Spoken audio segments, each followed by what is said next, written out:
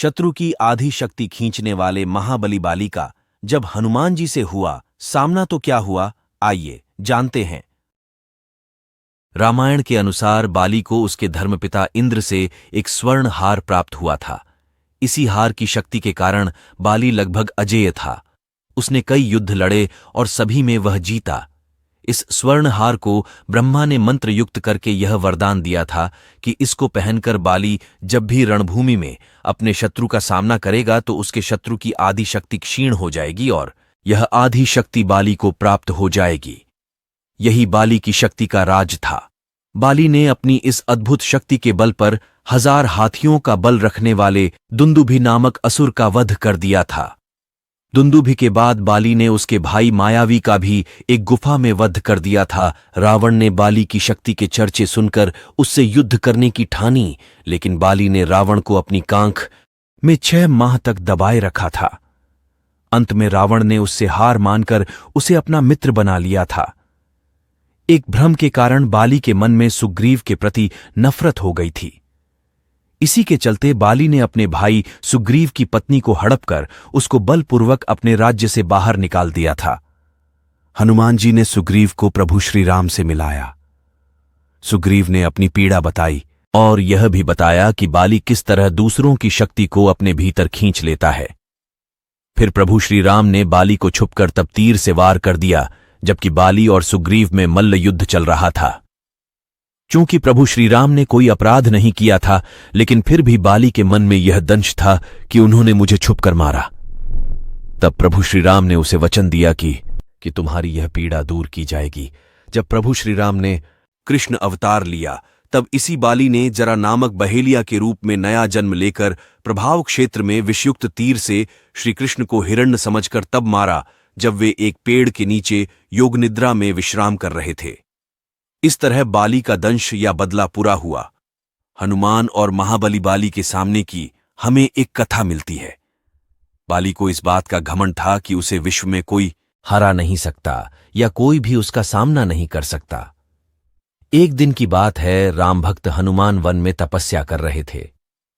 उस दौरान अपनी ताकत के नशे में चूर बाली लोगों को धमकाता हुआ वन में पहुंचा और चिल्लाने लगा कि कौन है जो मुझे हरा सकता है। किसी ने मां का दूध पिया है जो मुझसे मुकाबला करे। हनुमान जी उसी वन में राम नाम जप से तपस्या कर रहे थे। बाली के चिल्लाने से उनकी तपस्या में विघ्न हो रहा था। उन्होंने बाली से कहा, वानर राज, आप अति बलशाली हैं, आपको कोई नहीं हरा सकता, लेकिन आप इस तरह चिल्ला क्यों रहे हैं? ये सुनकर बाली भड़क गया।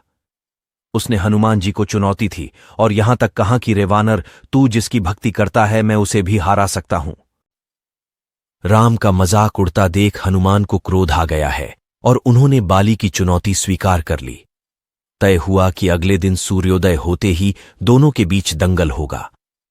अगले दिन हनुमान तैयार होकर दंगल के लिए निकले ही थे कि ब्रह्मा जी उनके समक्ष प्रकट हुए। उन्होंने हनुमान को समझाने की कोशिश की कि वे बाली की चुनौती स्वीकार न करें, लेकिन हनुमान जी ने कहा कि उसने मेरे प्रभु श्रीराम को चुनौती दी है। ऐसे में अब यदि मैं उसकी चुनौती को अस्वीकार कर दूंगा तो दुनिया क्या समझेगी?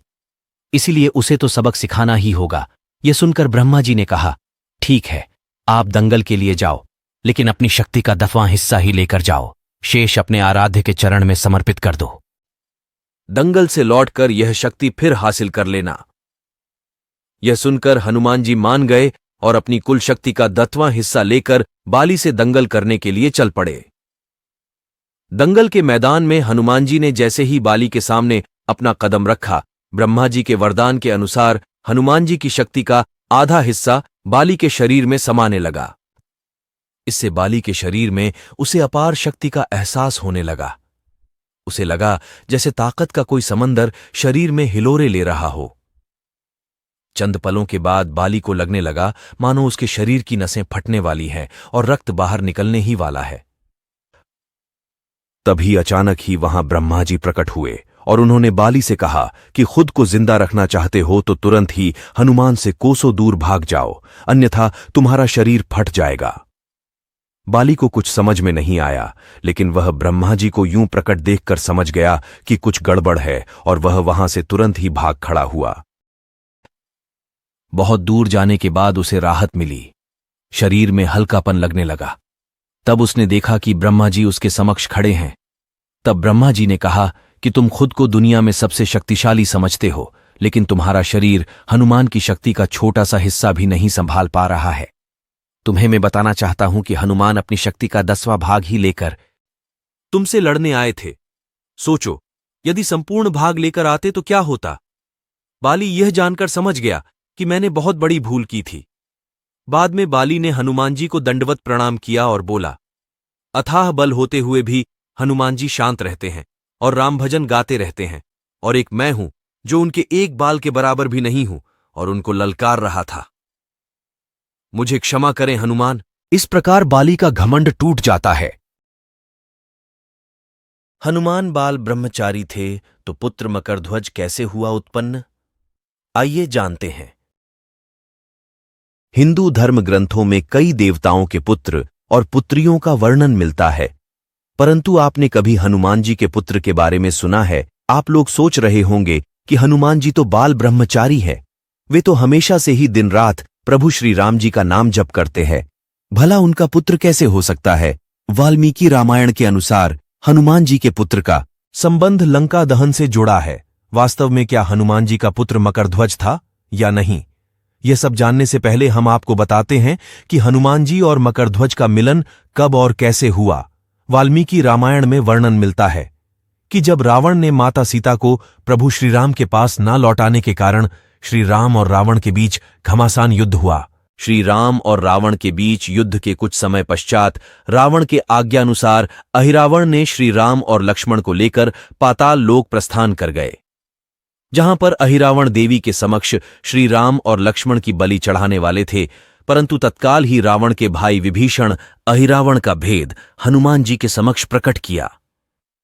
विभीषण की यह बात सुनकर हनुमान जी तुरंत ही श्री राम और लक्ष्मण जी की सहायता करने पाताल लोक पहुंच गए। जिस समय हनुमान जी पाताल लोक अहिरावण के द्वार पर प्रकट होते हैं, उसी क्षण हनुमान जी का सामना मकरध्वज से होता है, और यह देख हनुमान जी आश्चर्यचकित हो जाते हैं और उसी क्षण मकरध्वज को अपना परिचय देने को कहते हैं। तत्पश्चात मकरध्वज अपना परिचय देते हुए कहते हैं कि मैं तो हनुमान जी का पुत्र मकरध्वज हूं और अहिरावण के पातालपुरी द्वार पर नियुक्त हूं। मकरध्वज का यह परिचय सुनकर हनुमान जी को असमंजस सा होने लगा और कहने लगे कि तुम यह किस प्रकार का परिचय दे रहे हो? मैं ही हनुमान हूं, परंतु मैं तो बाल ब्रह्मचारी हूं, फिर भला तुम मेरे पुत्र कैसे हो सकते हो? हनुमान जी का यह परिचय सुनते ही मकरध्वज ने हनुमान जी के चरण स्पर्श कर लिए। तत्पश्चात मकरध्वज ने हनुमान जी के समक्ष मकरध्वज का जन्म, अपने जन्म के संबंध में पूरी कथा सुनाई। मकरध्वज ने हनुमान जी के सन्मुख देखते हुए कहा कि जब आप श्री राम का संदेश लेकर माता सीता की खोज में निकले थे और जब आप माता सीता के सन्मुख प्रकट हुए थे, तत्पश्चात अशोक वाटिका में आपका और इंद्रजीत के बीच एक युद्ध हुआ था, जिसमें आपको बंदी बनाया गया और आपकी पूंछ में कपड़े बांध करके आग लगा दी गई, जिससे पूरी लंका ही जल गई। और उस समय आपकी पूंछ में आग लगने के कारण आपके पूरे शरीर से पसीना टपकने लगा। तत्पश्चात आप अपनी पूंछ की आग बुझाने के लिए एक समुद्र के किनारे पहुंच गए और उसी क्षण आपके शरीर में से टपकने वाला बूंद एक मछली ने मुंह में ले लिया और इसी कारणवश वह मछली गर्भवती बनी। मकरध्वज का जन्म और उसी के कुछ समय पश्चात रावण के सेनापति अहिरावण के आज्ञानुसार वही मछली पकड़ में आ गई, और जब उस मछली का पेट काटा गया तब उसमें से एक मानव रूपी बच्चा मिला और उसी मानव रूपी आपके पुत्र को पातालपुरी का द्वारपाल बना दिया गया।